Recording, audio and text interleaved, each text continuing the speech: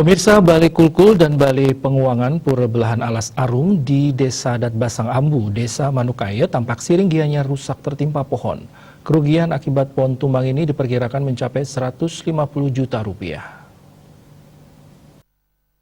Alam pohon tumbang menimpa Pura Belahan Alas Arum terjadi sekitar pukul 10 WITA. Pohon kepuh yang berada di dekat pura tiba-tiba tumbang dan salah satu batangnya menimpa atap Balai Kulkul dan Balai Penguangan hingga rusak berat. Petugas TRC BPBD Kabupaten Gianyar yang menerima laporan kejadian ini langsung menuju lokasi dan melakukan pembersihan TKP.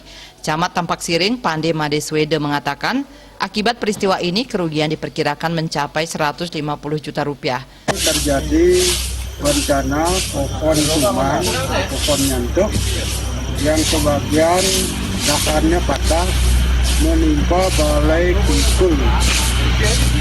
Perkiraan kerugian ini mencapai 150 juta. Untuk penanganan sementara sudah diminta bantuan ke BPBD. Sekarang ini TRC BPBD Kabupaten Gianyar sedang mengerjakan pembersihan. Para pengompon pura diminta untuk segera mengajukan proposal ke pemerintah untuk melakukan perbaikan. Raiswantara, Bali TV.